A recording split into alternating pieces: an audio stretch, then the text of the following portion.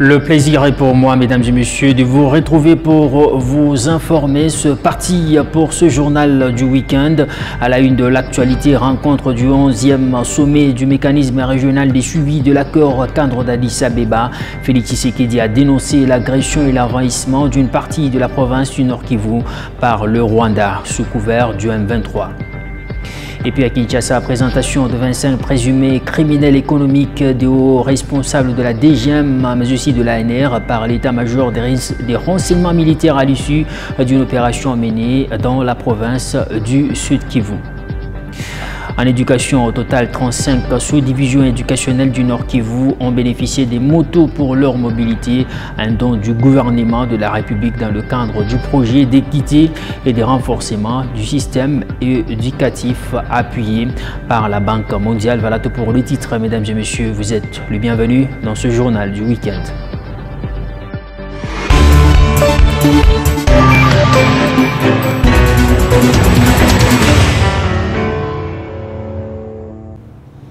Prenant la parole lors du 11e sommet du mécanisme régional des suivis de l'accord d'Addis Abeba, Félix Tshisekedi, président de la République démocratique du Congo, a dénoncé l'agression et l'envahissement d'une partie du pays, le Nord Kivu, par le Rwanda sous couvert du M23. Suivez Félix Tshisekedi dans cet extrait choisi par Léopold Kingo. Il y a de cela une décennie, la signature de cet accord-cadre à Addis Abeba augurait de lendemains meilleurs et radieux pour les peuples de notre région.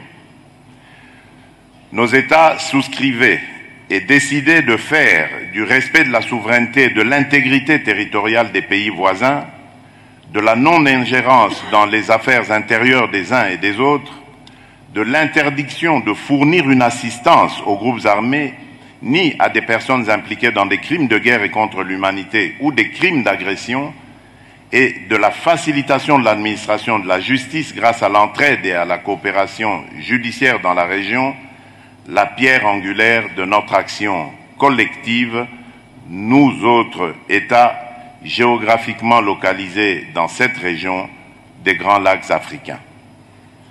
À la lueur des objectifs consacrés par cet accord historique, d'aucuns auraient préféré que soit célébré ce jour avec faste les acquis de notre engagement collectif pour une région des Grands Lacs complètement pacifiée.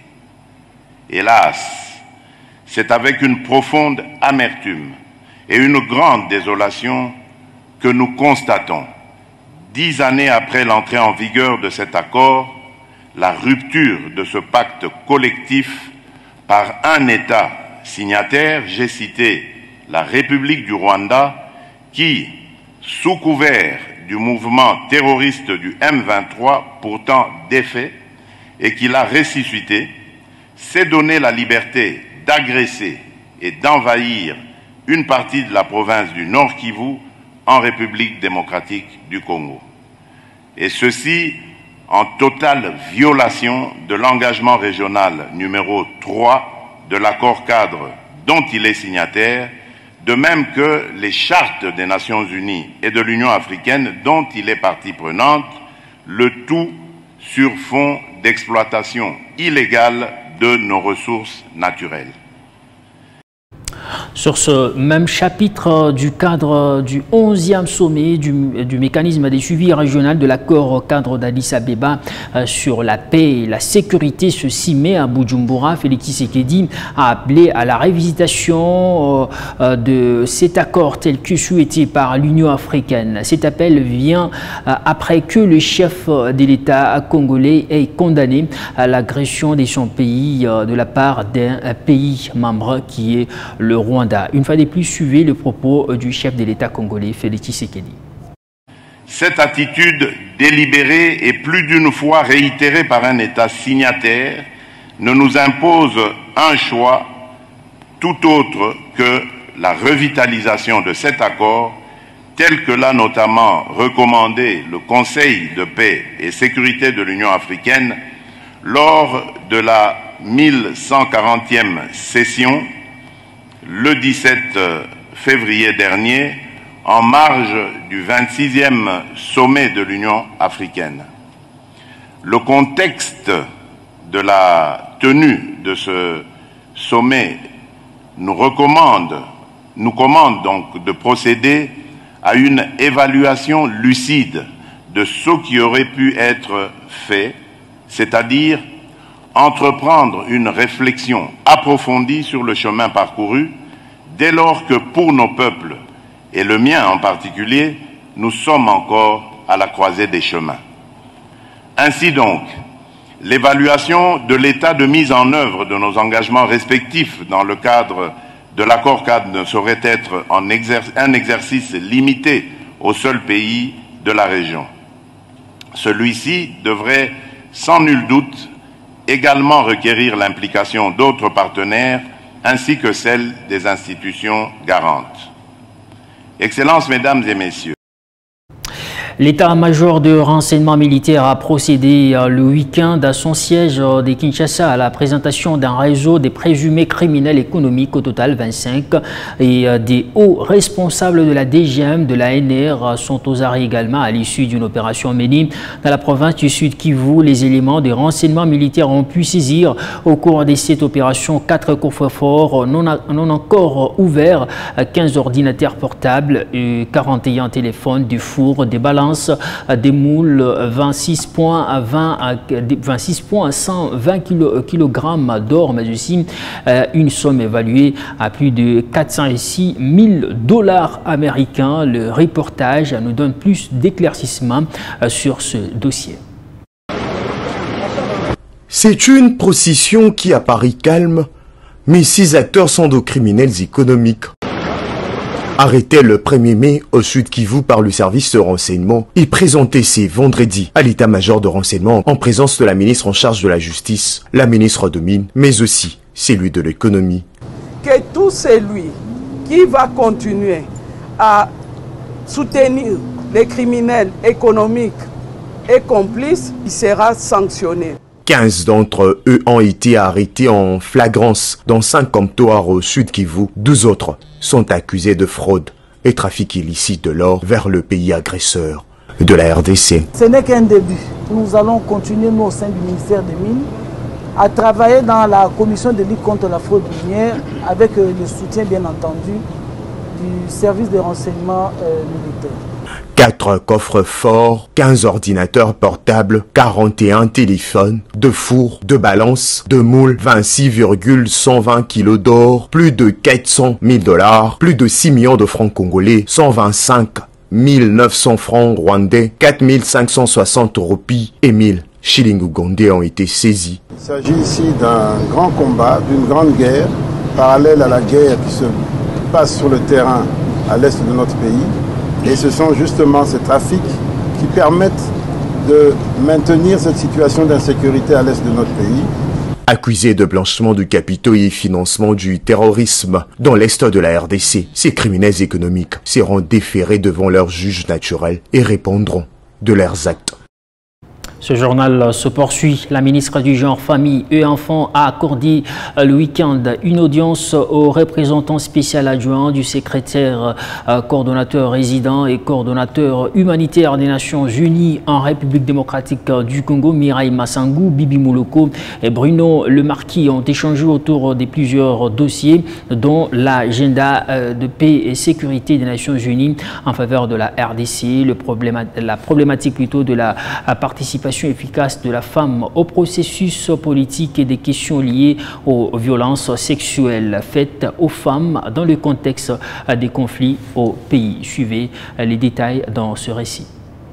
Ministère très important et également très important pour les Nations Unies, puisque la dimension genre, c'est vraiment, surtout dans un pays comme la RDC, avec l'agenda femmes, paix et sécurité, c'est vraiment une dimension extrêmement importante. Donc on a eu un échange assez général pour une première rencontre avec mon collègue Adama, représentant de ONU Femmes en RDC, sur les questions femmes, paix et sécurité, sur les questions de la participation des femmes au processus politique, par exemple au processus de Nairobi, la participation des femmes aux élections, y compris en tant que candidate, la question du rôle de la femme dans l'économie, et puis la question des violences sexuelles, notamment dans les contextes de conflit. Et on a particulièrement discuté de la situation dans les sites de déplacés, y compris autour de Goma, où il y a beaucoup de préoccupations par rapport à toutes les violences sexuelles, de la situation humanitaire en cours et de la situation de protection des civils. Très bien, très bien, oui. Non, il y a énormément de points d'entrée entre ce ministère et le système des Nations Unies, à travers ONU Femmes et à travers d'autres agences, le PNUD, l'UNICEF, etc. Donc c'est vraiment un partenariat très riche, donc on a établi une très bonne relation. Le vice-premier ministre en charge de l'Intérieur et Sécurité, Maître Peter Kazadi, a reçu en audience le gouverneur du Congo central ainsi que le président de l'organe délibérant de cette province. Au menu, les questions sécuritaires, une occasion pour les deux personnalités d'affirmer haut et fort devant le patron de la territoriale qu'il n'existe aucune tension entre le gouvernement provincial et l'Assemblée provinciale. Ces deux officiels appellent la population du Congo central au calme et à la non-manipulation. En tant que patron du ministère de l'Intérieur, je pense qu'il a été soucieux de savoir exactement qu'en était-il de la situation politique au niveau de la province du Congo central. Donc je peux vous confirmer que à ce stade, nous sommes toujours très engagés dans le maintien de la cohésion provinciale qui est le gage du développement de la province et nous cesserons de le dire. Bien évidemment, la démocratie a ses règles et autant qu'au niveau de l'Assemblée provinciale, la session actuelle est dédiée au contrôle parlementaire et que, bien évidemment, le contrôle parlementaire voudrait que par redevabilité, les membres de l'exécutif, lorsqu'ils sont invités selon les règles de l'art, selon les règles constitutionnelles et le règlement intérieur de l'Assemblée provinciale, se livrent à cet exercice démocratique. Et donc c'est un bel exercice qui consolide notre jeune démocratie en République démocratique du Congo. Ce soir, c'était juste l'occasion de confirmer que tout va pour le mieux, en tout cas, et que nous confirmons cette cohésion provinciale. Si j'ai un commentaire à dire, c'est d'apaiser les esprits, d'appeler toute la population au calme. Lancement ce lundi sur toute l'étendue du territoire national des épreuves hors session de l'examen d'État édition 2023.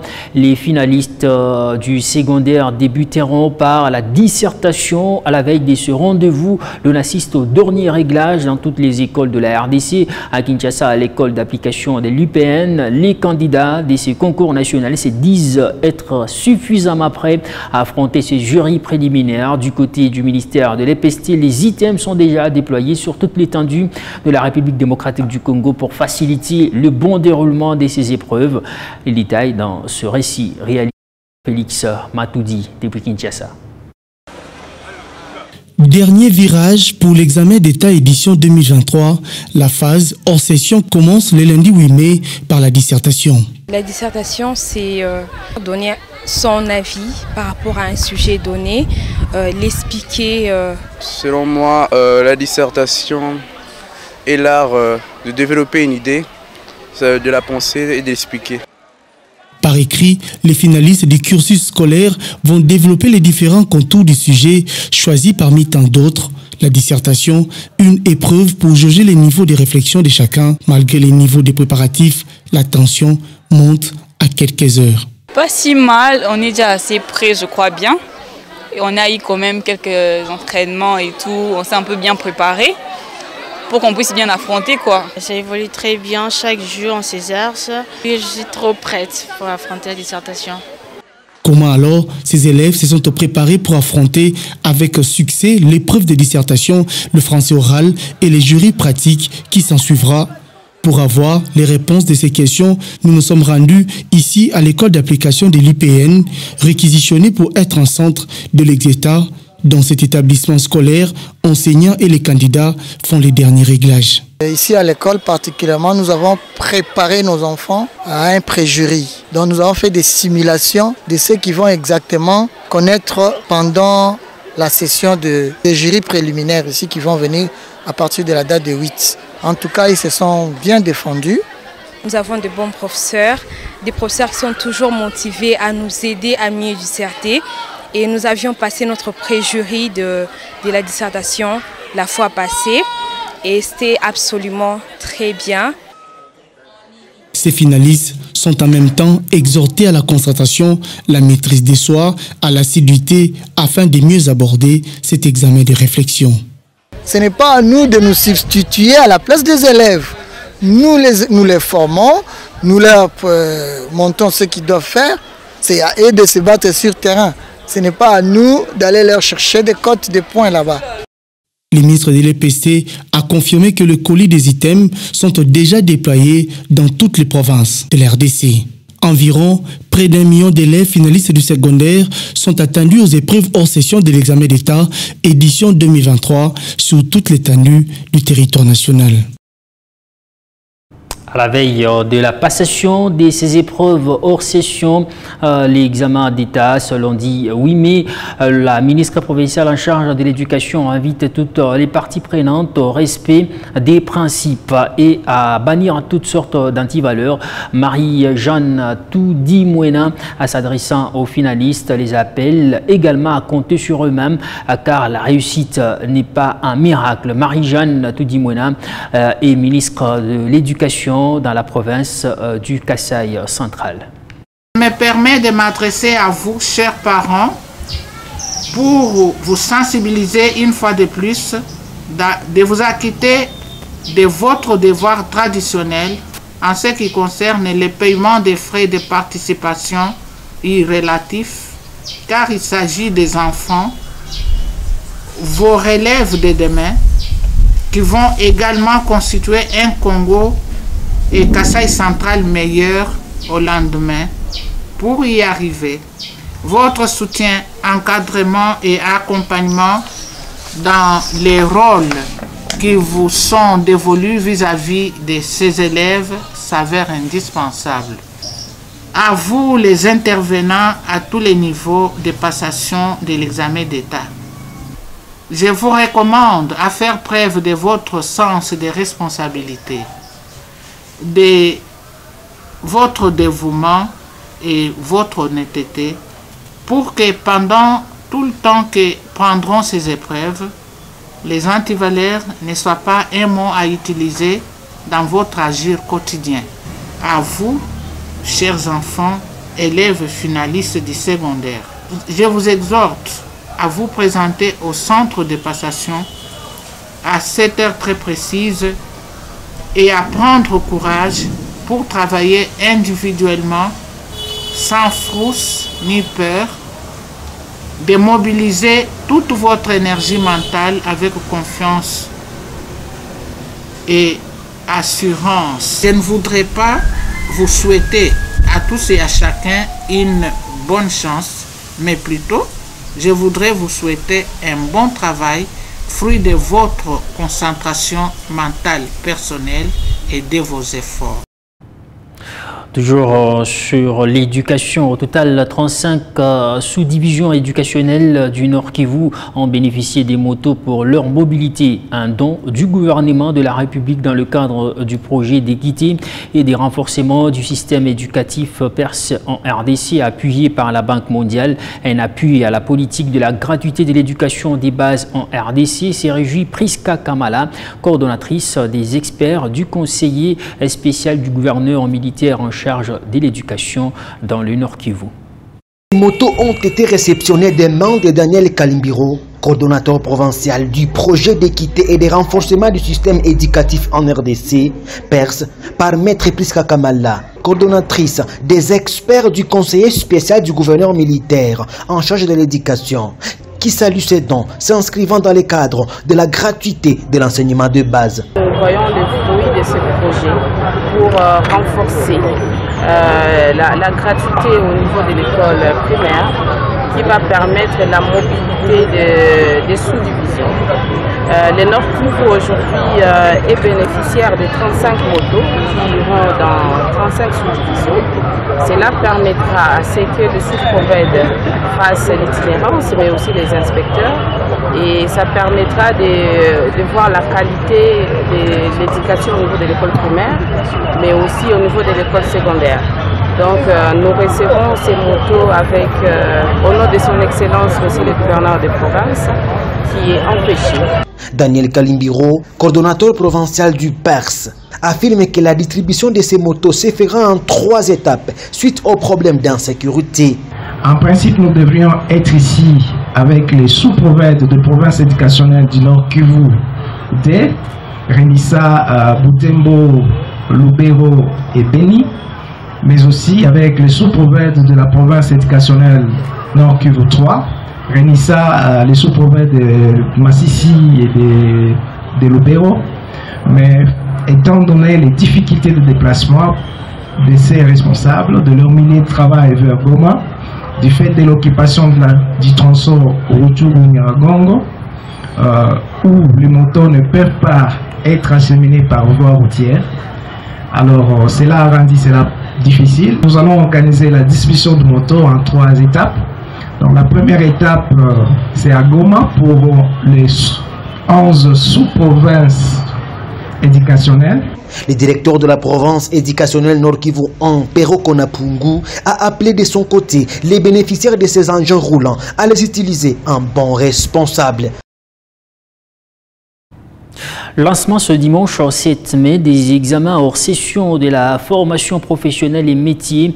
C'est le ministre provincial de l'Éducation, Ololaba, qui a représenté le gouvernement dans son mot d'encouragement envers les impétrants. Alain Kantenga a invité ce dernier à se concentrer chacun sur sa copie, car chacun a sa spécialité, nous dit Oscar Kalambay. Alain Kantenga, ministre provincial de l'Éducation, a d'abord donné l'importance des examens hors session auxquels sont soumis ces autodidactes. Pour réarmer moralement ces impétrants, il a fait savoir que la majorité des pays développés ont misé sur la formation professionnelle, domaine dans lequel ces personnes ont décidé d'œuvrer. Vous allez être pas des quémandeurs d'emploi, mais plutôt des créateurs de cet emploi pour employer d'autres. Dans tous les pays qui se sont développés aujourd'hui, ce sont ces pays où les hommes et les femmes se sont engagés à se professionnaliser. Le pays a besoin des techniciens, a-t-il ajouté, aux côtés du chef de division de la formation professionnelle. Alain Kantenga a en outre fait savoir que ces personnes vont recevoir des brevets après avoir satisfait à toutes les épreuves et que ce document a une valeur équivalente à un diplôme d'État. Je voudrais vous rassurer que le ministère de la formation professionnelle et métiers livre des brevets. Et ces brevets-là est homologué. Quand un candidat a obtenu ces brevets, il est valable au niveau national qu'à l'international. Ils sont intellectuels au même titre que tous les autres. Ils ont les brevets qui ont pratiquement le même niveau que les diplômes d'État. Différentes filières participent à ces épreuves. C'est notamment la coupe et couture, l'électricité, la menuiserie et d'autres. Selon le calendrier scolaire, la session ordinaire interviendra au mois de juin prochain pour ces autodidactes de la formation professionnelle et métiers. Ces examens se sont déroulés à l'épée Toussaïdiane 3. Le lancement a eu lieu plus tôt ce dimanche.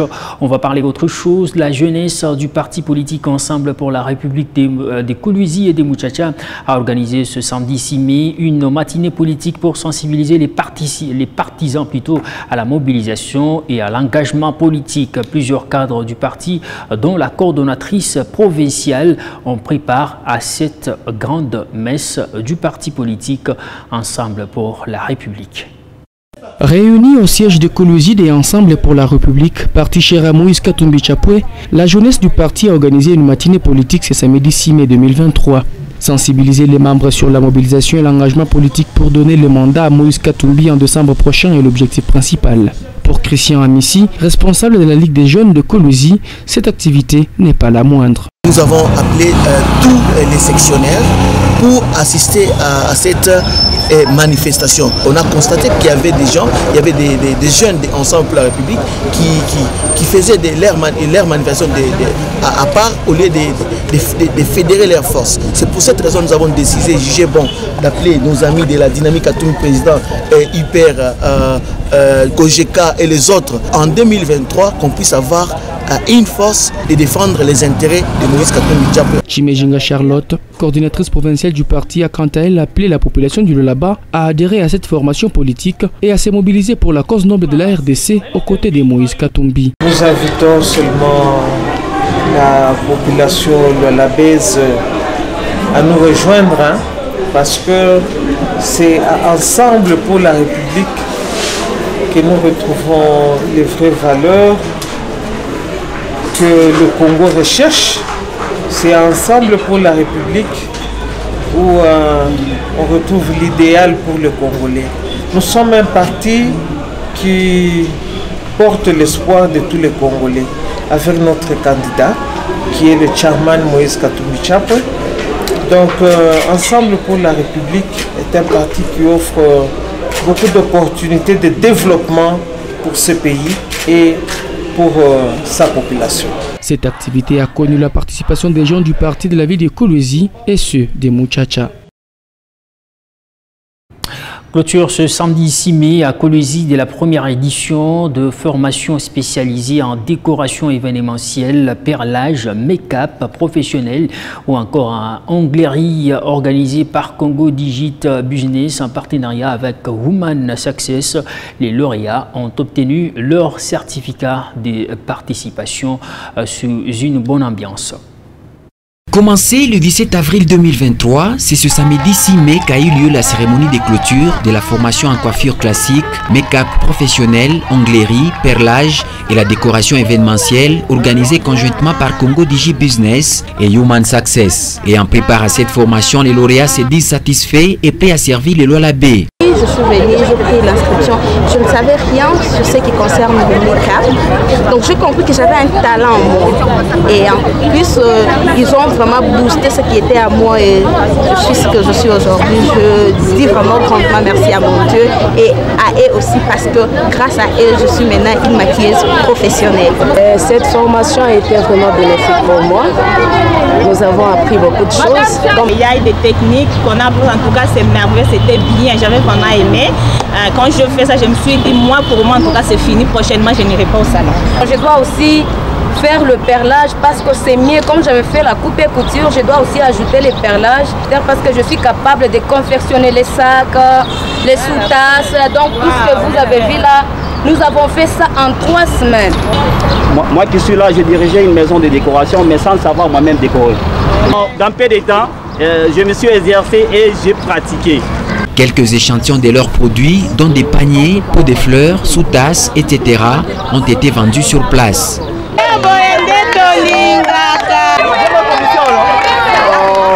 Les organisateurs ont tour à tour donné le bien fondé de cette formation des métiers.